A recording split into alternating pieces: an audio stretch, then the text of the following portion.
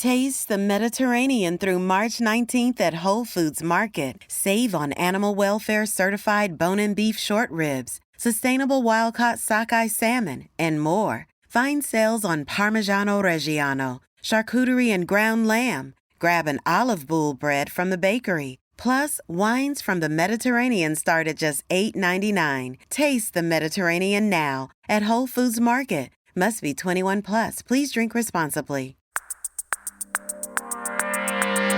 Today on CityCast Chicago, Board of Ed votes Chicago police officers out of schools. What will the Bears do with their number one pick? And after 45 years, Chicago says goodbye to meteorologist Tom Skilling. Joining me to talk about it all, Tribune sports writer Shakia Taylor and freelance journalist Crystal Paul.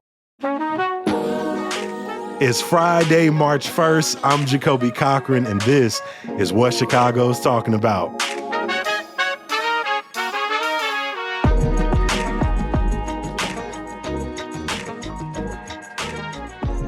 Morning, Shakia. Welcome back to the podcast. Morning. Happy to be back. Thanks for having me.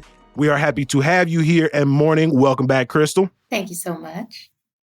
Yesterday on CityCast Chicago, we released our guide to March, and we were getting a little bit ahead of ourselves because this is the leap year, meaning we had an extra day of February, but there's so much going on this month that we had to jump on it. Everything from Women's History Month, so we played a little bit of trivia on the podcast. Of course, we had to talk about St. Patrick's Day, Chicago Hinge, and a few other things happening, but I want to check in with y'all. What is something you are looking forward to in March besides the unpredictable weather? Shakia, let's start with you. What's something you're looking forward to in March, G?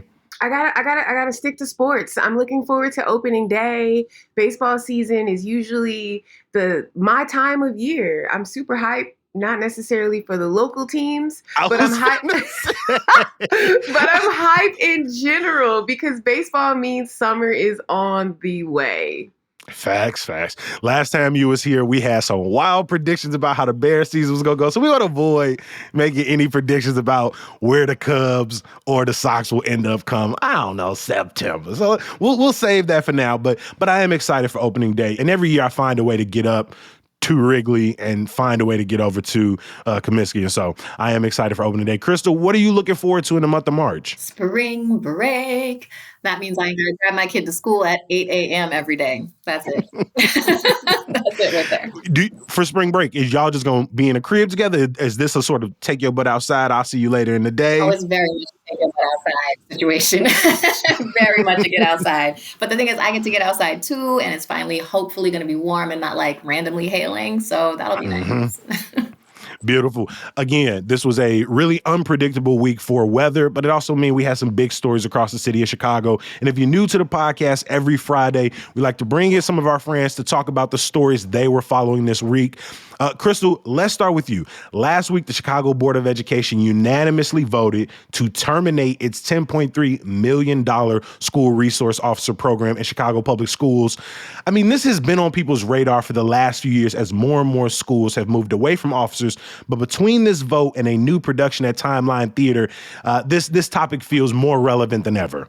Yeah, I mean, it is. So there are about 39 schools that'll be impacted by it. 39 schools that have SROs, which, as you know, there's about 500 CPS schools. So that doesn't seem like a big number, but a lot of these schools also have security officers, not quite the same thing, still a big deal.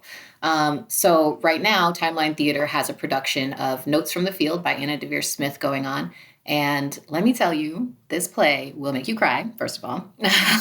It will make you cry and like swallow hard because it is talking about all of the things that have happened in the past decade or so and even a little bit before that have really drawn national attention around violence at the hands of police and around the school to prison pipeline. So that's how it's sort of tying into the Board of Education's most recent vote. For a lot of students, that school to prison pipeline is a reality in their schools. We all might remember Naya Kinney and the student only known as Shakara. This happened in South Carolina. A student was violently thrown from her desk and dragged across the floor by a school resource officer. And the students in the classroom filmed it. And, it kind of went like wildfire across the media. And I think it really stuck with a lot of people. And when we're talking about having police in schools, a lot of people think of exactly that kind of situation. And some students have that exact sort of experience, just this intimidating presence, this distrust with the police, and then just feeling sort of policed in their school, a place that's supposed to feel safe for them. That's not everyone's experience. So this was a pretty controversial vote. Some people were pushing back because they have really strong relationships with the officers, the school resource officers in their school. But for the students that I spoke to for the story that I wrote, they were students at Alcott College Prep on the Northwest side, and they don't actually have school resource officers in their school. But what they talked about was having encounters with police outside of school and how that can impact them even in school and in their like future academic endeavors, essentially. And that's a large part of what the play was about, is how these violent interactions can impact you, whether they're happening in school or outside of school. Did you get to experience the play alongside of these students? And, you talked about you sort of being overcome with emotion while watching it. What was it like for these young people for whom these topics may be sort of not only close to home in terms of the time they may have just experienced these things or know people who have just experienced these things, but also at a time when so much scrutiny around our young people seems to be sort of blaming themselves? Yeah, well, so, a couple of things. First, it's based off of interviews with people familiar with the school to prison pipeline. She interviewed security officers, police officers, activists, teachers, all kinds of people. And it's a bunch of monologues, and it's a 2.5 hour long play. Now, you take a bunch of high schoolers and put them in a dark room for 2.5 hours and have somebody do some monologues at them. What do you think is going to happen? So, like, some of them were sleeping. I'm not going to lie. And they were kind of restless at times, especially when there were monologues that kind of seemed like probably what they deal with, every day from grown-ups, just somebody lecturing at them. But then there were these moments where I was, I think, probably doubly impacted because I saw how much they just kind of straightened up and got really quiet and were just rapt. Something that is not easy to do with a bunch of high schoolers in a dark room for 2.5 hours. And one of those scenes was definitely Nia Kinney. And another one was this man, Taus. And he was talking about his own experience. Started off just going to school and then being a sort of normal kid, but having a little trouble paying attention, getting into a little trouble, and people just gave up on him. Suspension, kicked out, moved a bunch of different schools, and how that sort of very easily and inevitably led to him ending up in prison. And the kids, again, were very just focused. All the restless, like knees bouncing and hands ruffling and little giggles and stuff just stopped, and they're just paying attention. So I think that was an indicator of how close to home this is for these students. And a reminder that these are kids who have lived through so much, a pandemic, the most high profile police brutality cases that we've had in the last decade. They were in middle school and elementary school when these things are happening. And as one of the facilitators who helps with the timeline said, was just, we'd be fools if we didn't think they were absorbing this stuff. Well, the Johnson administration has outlined this plan to remove SROs, but a full plan will be coming, I believe, by June on sort of how the board plans to move forward. But if you want to see Notes from the Field at Timeline Theater, it is playing now until the end of March, and so we'll drop a link to tickets in the show notes.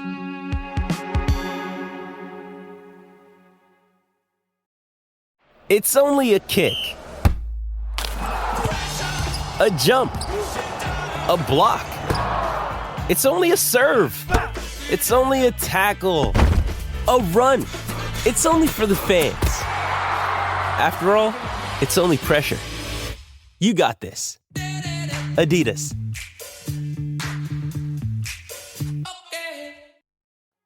Shakia, it feels like Chicago Bears fans, but also football fans in general, can't stop talking about what will the Bears do with their number one pick. And let's be clear, in the Bears' history, this is only the fourth time the Bears have had the number one pick in it. So it doesn't feel like it comes around often, but it has happened a few times in the last couple of decades, and people are wondering, What will the Bears do? Will they retool their offense and go with the new quarterback? Will they stick with Justin Fields and sort of draft around him? Shakia, this courtship has been going on and will continue to go on for the next 2 months. What's the latest, especially out of the Williams camp? What I am finding to be incredibly interesting about all of this, keep in mind this conversation has been happening for months and even I'm exhausted of it. I can't imagine what it feels like to be a fan, you know? But one of the things that happened this week is the NFL Combine is going on in Indianapolis. And Caleb Williams had a conversation with a journalist at ESPN on the phone. And he seemed to be sort of courting Chicago. He talked about, you know, how he's been watching videos of Walter Payton and Michael Jordan and how Chicago has these immortal athletes and it's not about the money. That's what he wants to be. And it's like, okay, he's fully selling it to the city now. I was going to say, when you start dropping Walter Payton and MJ over the phone at the combine, it's like you laying it on thick, man. Yeah. You could have got an athlete from the last like 5 years. He said, I'm going to I'm going to reach. I mean, but to be fair, he's 22 and Chicago has been celebrating the same things for 35, 40 years. So he really had nowhere to dig into, you know, like we're talking about a team that hasn't been to the playoffs or played in a playoff game maybe since 2010. So there's nothing really for him. We had one from there, but you know, it is what it is. Okay, I'm so sorry. We ain't win it. But I think for him, he knows how starved this city is for not only a championship, but an athlete who is going to live up to those very high standards in this town. Caleb Williams, for people who are not familiar, is from USC and is a Heisman Trophy winner, right? A lot of people have them very high on their draft board. I watch a few pundits who say maybe pump the brakes a little bit. We don't know how much we know about Williams' possibility. I mean, how many number one or first round quarterbacks have ended up not being mega stars? And so people have asked us to sort of sit with Fields. Just from your kind of sports perspective, do you think it's too early to pull the plug on Justin Fields to be going for another sort of franchise quarterback, the Bears' eternal battle? I do. I watched an interview with Bears CEO Kevin Warren and Brandon Pope from On the Block. And I noticed that like something he said was he would love for the team to get a haul for that first round pick. He'd love to be able to say like, hey, we can use this pick and build around the team. I think that says something. I know that a lot of people are not Justin Fields people. They are very much so get away from him, get the new guy. But if you bring in the new guy and you don't work on building the rest of the team, you're gonna be in the same place. You end up in the same place. And I mean, that's all I keep saying, you know, happy to be wrong, of course, if it makes the city happy and they're winning.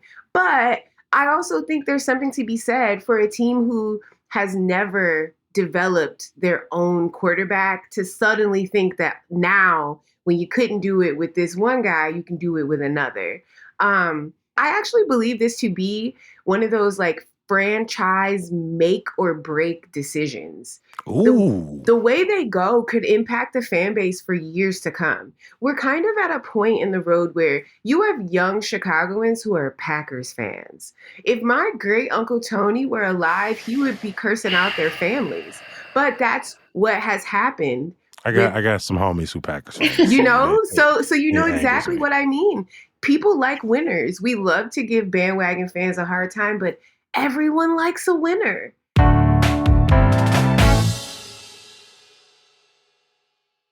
Every single week, we like to make sure we're focusing on some stories that maybe didn't get the same amount of attention this week as some of our headlines. So, Crystal, you brought up a great story earlier today from Maxwell Evans, a friend of ours over at Block Club Chicago, who did a recent feature about Black steelworkers. Can you tell us a little bit about his work? Sure. Yeah. Well, honestly, I was first drawn into the story by Colin Boyle's amazing portraits of some of these Black steelworkers who used to work at the largest steel plants on the South Side in the 60s, 70s, 80s. And then, Maxwell's reporting really drew on the rich history that was there and the promises that were made.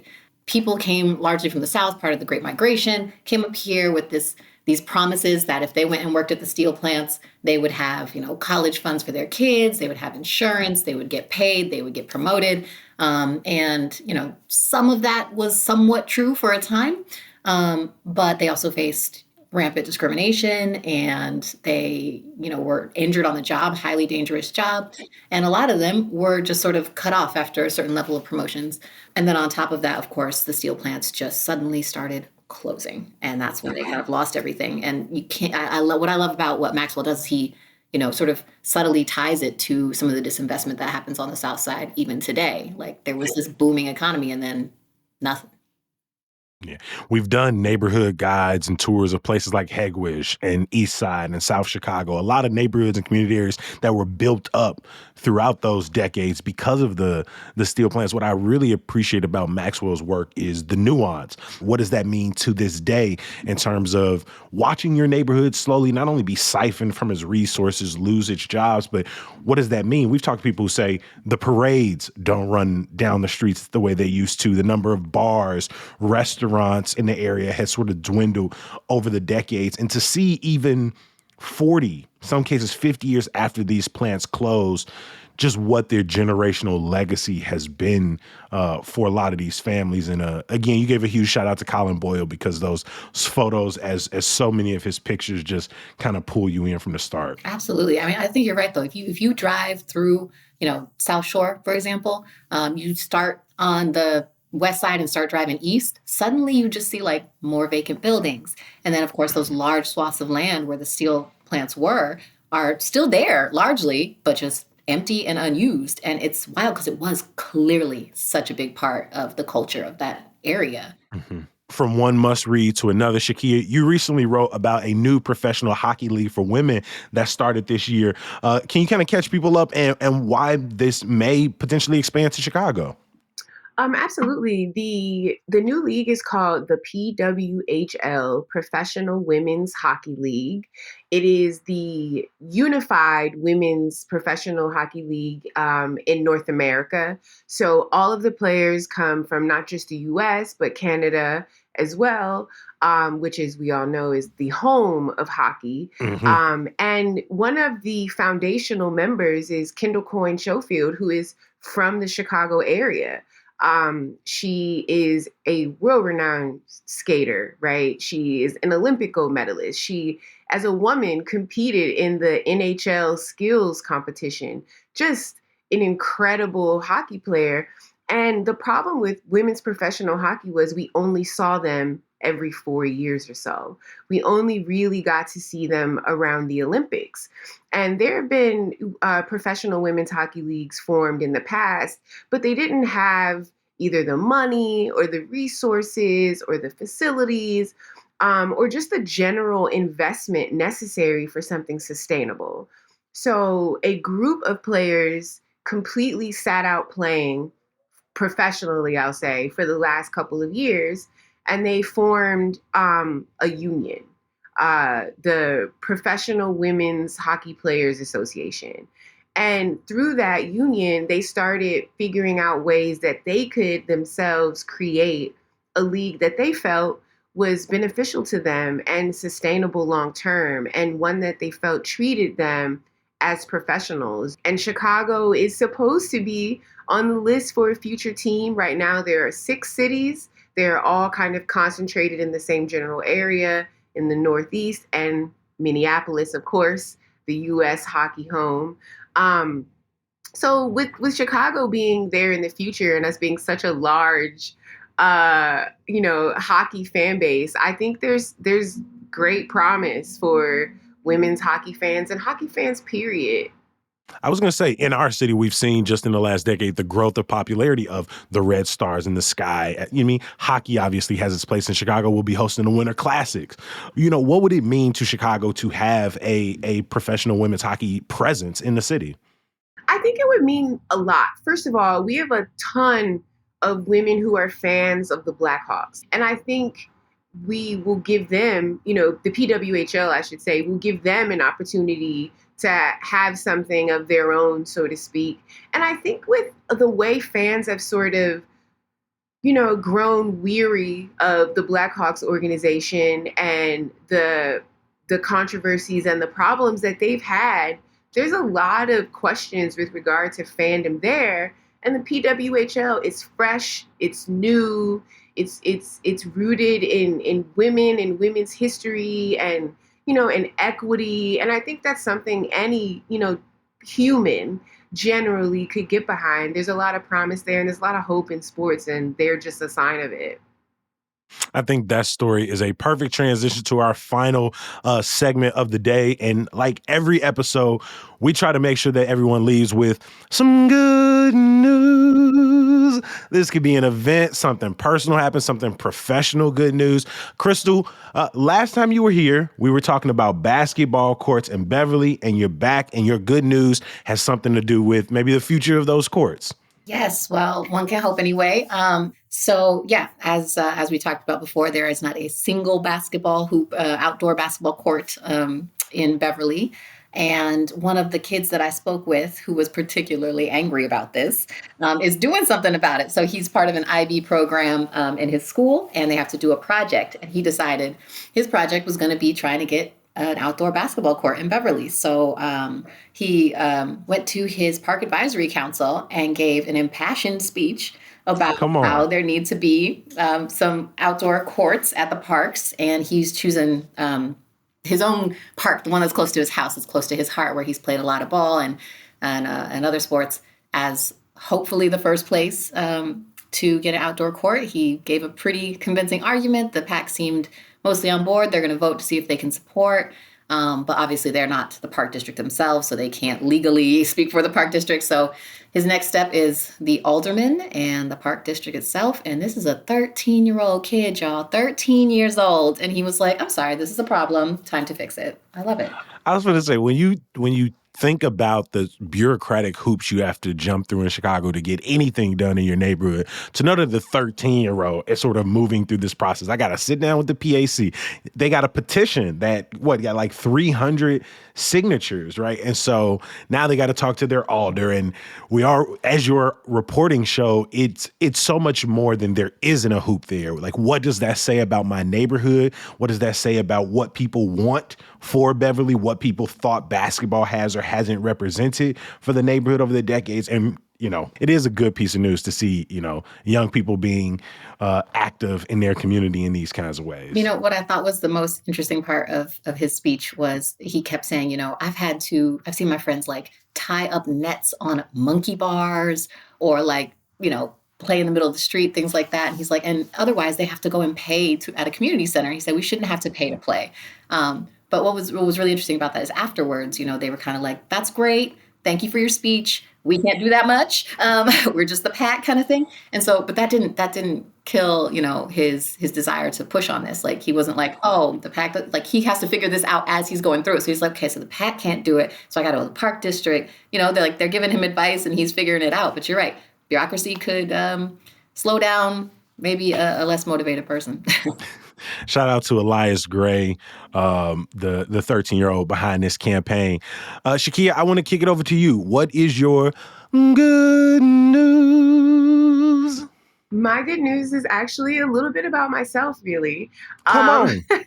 We love that. Last week, I was named in Chicago Reader's Best of Chicago, and it really felt good, to be honest. I've lived in Chicago for 20 plus years. I've sort of really loved becoming a part of the sports community here. So to get that recognition from the locals, right? From other people here, that the things that I'm covering in sports as far as the local community and the connections between sports and culture, I don't know, it just made me feel really good. It made me feel seen. It made me feel like, okay, the community is receiving what I'm putting out there, and they are enjoying the fact that I'm not just writing about the $1 million athletes, that I am getting to talk to the kids in the neighborhoods who are doing a little good.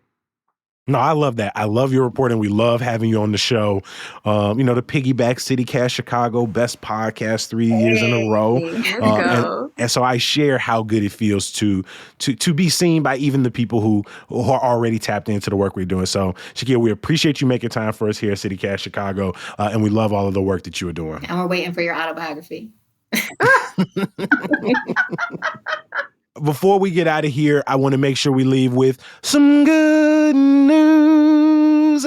After 45 years, WGN chief meteorologist Tom Skilling signed off for the final time earlier this week. If you check the show notes, I'll drop a link to his sort of parting words. Skilling announced back in October that he was going to be retiring. And what's been cool over the last 4 or so months is to just watch all of the love that is poured in for this man. His name rings true to them for so many of us, like myself.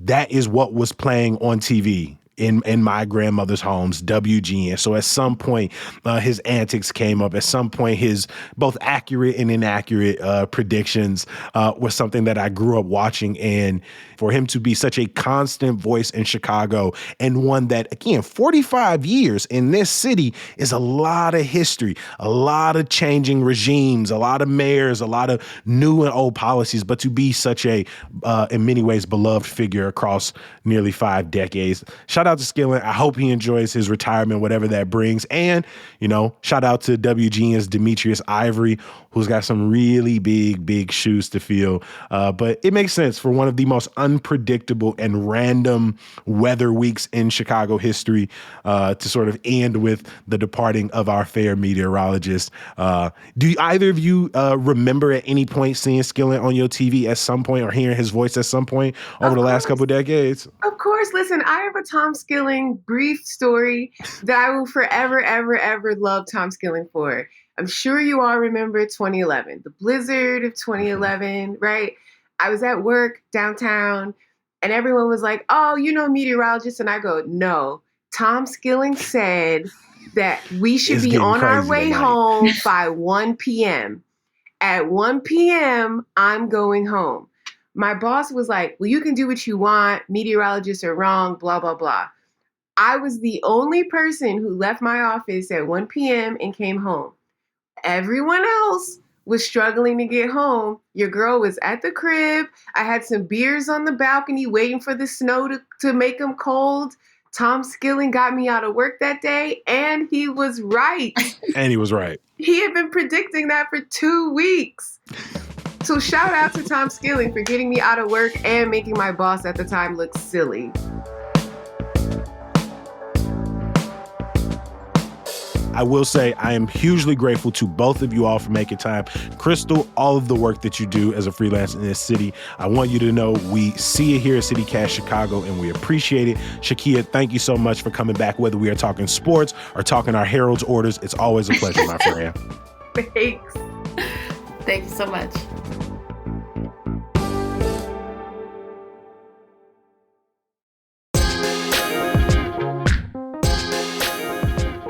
Before we let you go, I got to give a huge thank you to the people who make CityCast Chicago possible. That's executive producer Simone Alicea. Our producer is Michelle Navarro. Our Hey Chicago newsletter editor is Sydney Madden. We had great help this week from producer Elizabeth Kama. The music we all love is from Sam Thousand, All the Kimonos, and Mark Greenberg from the Mayfair Workshop. As always, my last thank you is for you. I appreciate you making time for us. Be back here bright and early on Monday when we're talking about TIFF 101. Talk soon. Peace. I'm sorry, do Cubs fans like winners? What? I also think the Cubs are kind of an exception. Here's why. Because the Cubs operated off vibes for 108 years. And you gotta give credit where credit is due. When you can throw such a party that your team can lose 100 games and everybody is still kicking it, like, come on, game over. The Cubs win vibes curators of the century.